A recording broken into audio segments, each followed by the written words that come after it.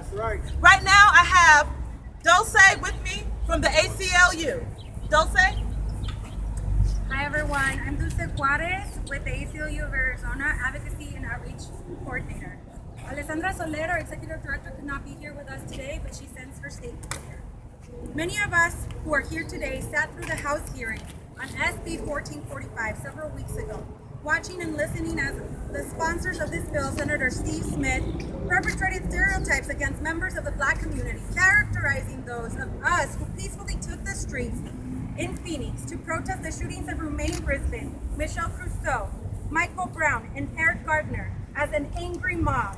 His quote, solution to the chaos created by that so-called angry mob was SB 1445. This is what he introduced as a solution. A bill that withholds the names of officers involved in lethal or violent shootings for 60 days.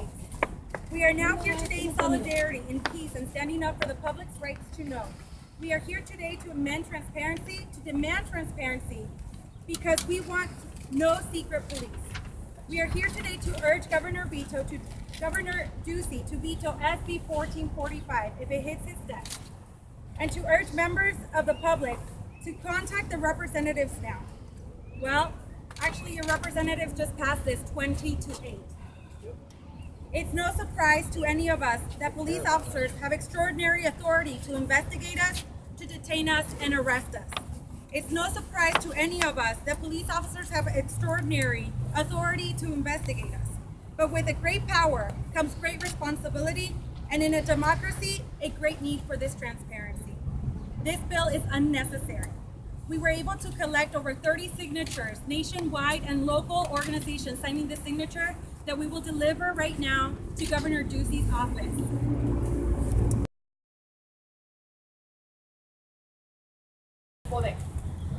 Hi, my name is Francisca Porchas, and I'm with Puente. We're a human rights and immigrant rights organization here in Phoenix. And we're here to send a very strong message. We're here in solidarity with the entire nation that has risen up. We've seen the Black community rise up in the last year. We've seen the brown community rise up against police brutality, against deportations, against murder.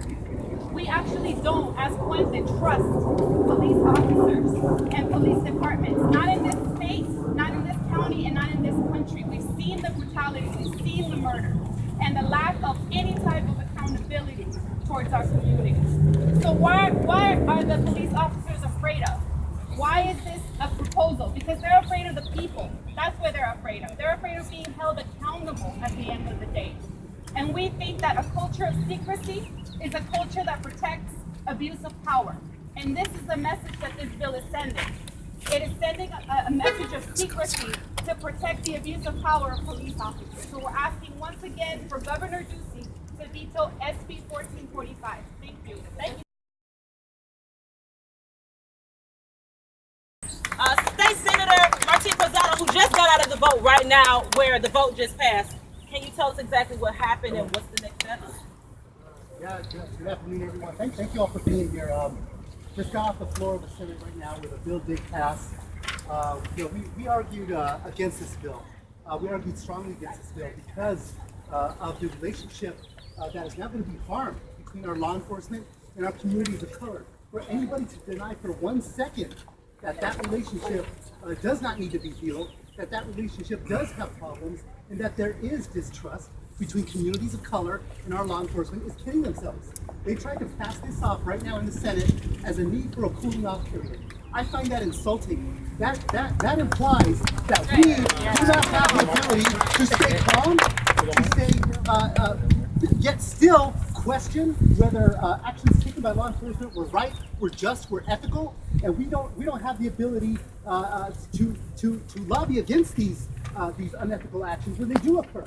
Folks, whenever there is a shooting that takes place in our community, it is a tragedy, for sure. But we have an obligation to be angry. We have an obligation to call it out when something wrong happens, when an officer escalates his level of force to a level that ends up taking someone's life. We should not only have the right, but we have the obligation to do so.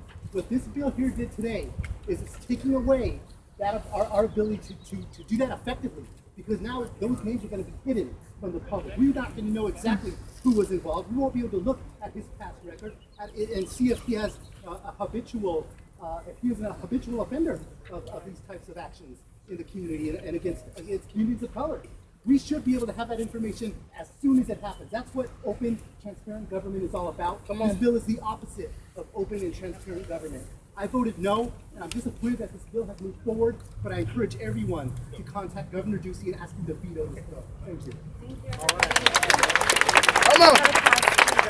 Nobody's talking about the fact that Mark Ryan, after he killed Rumain Brisbon, was allowed to work on duty as a police officer up until his name was released.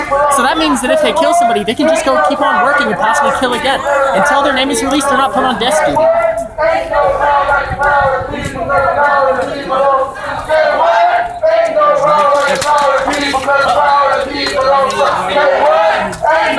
like the power of the people, because the power of the people don't stop. Say what? Ain't no power like the power of the people, because the power of the people don't stop. Say what? Ain't no power like the power of the people, because the power of the people don't stop. Say what? Ain't no power like the power of the people, because the power of the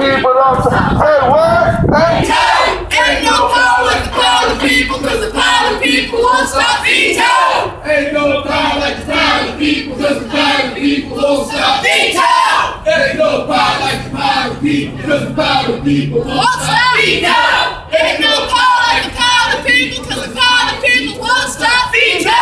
Ain't no power like the power of the people, because the power of the people won't stop. Veto! Ain't no power. Who's streets? On streets! Who's streets? Justice, no peace! No justice, no peace!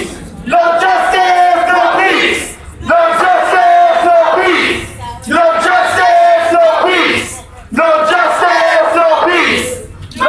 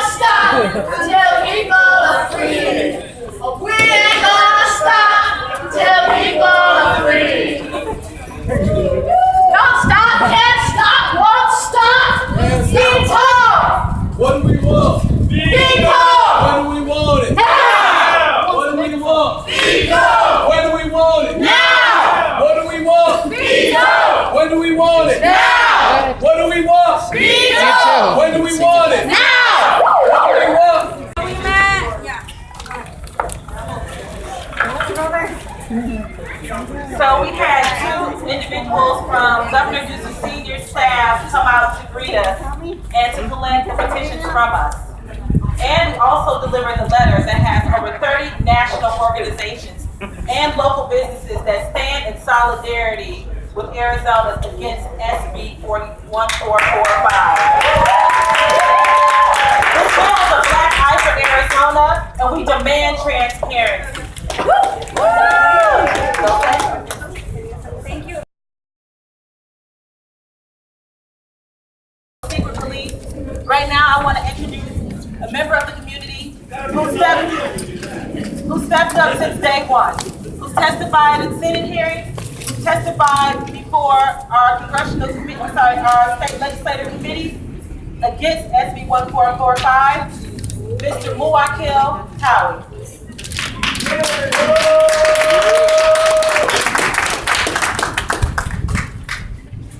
Over the past 5 months, given the escalation of emotion, outrage, and subsequent anger surrounding the police-involved murders of unarmed citizens of this country, I have participated in many protests, think tanks, community-engaged discussions, as well as engagement with the political sphere of influence and community leadership here in Phoenix, Arizona. I have testified in hearings in both the House and Senate on this nonsensical bill, SB 1445. Every protest held here in Phoenix, Arizona surrounding the death of Rumain Brisbon was peaceful. To be clear, not one solitary organized protest took place at an officer's home or place of residence. This notion that we the people are somehow out for blood in these instances is not only a gross mischaracterization of our intent, but it is vile, it's despicable, deliberately inflammatory, and legislators who voted in favor, as well as other supporters of SB 1445, should be ashamed of themselves. We do not want officer blood, we want justice. If nothing else, we have a recent history of destructive behaviors to cite as evidence of the effects of keeping bad legislation atop systems plagued by unaccountability. It is, however, unfortunate that a lack of accountability has been allowed to prevail far too long in this country.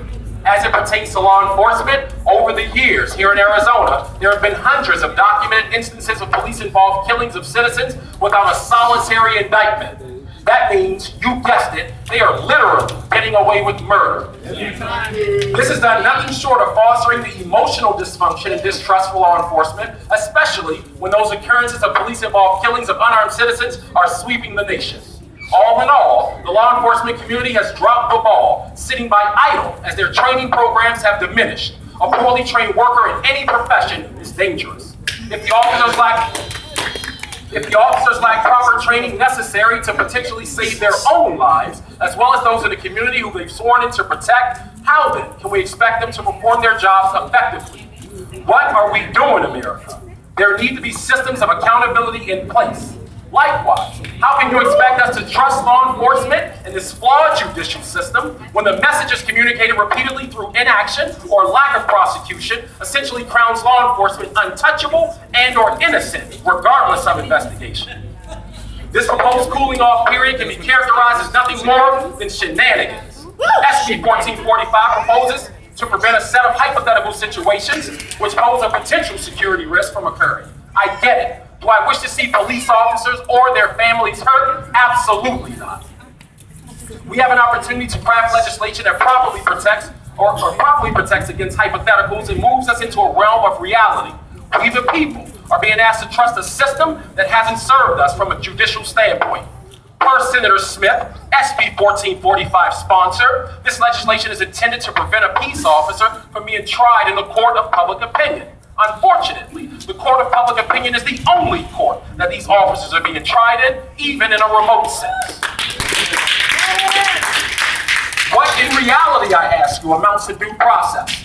The real problem is there's a lack of prosecution in these instances, and without indictment or findings of wrongdoing and or misconduct, and documented case after documented case here in Arizona, Rumain Brisbon being the most recent, the lack thereof fosters more distrust between citizens and law enforcement, which naturally creates a rift. The people, we the people, desire legislation that doesn't empower anyone, regardless of your job responsibilities, to some untouchable level of super citizenship. Withholding this information from the public is a surefire way to have this whimsical group of Phoenix citizens, or we the mob, as Senator Smith has branded us, from further feeling that a cover-up is more important than prosecution.